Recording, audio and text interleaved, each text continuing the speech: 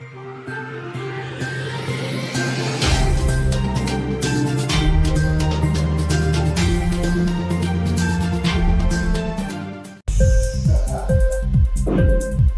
TV prime time news కి స్వాగతం.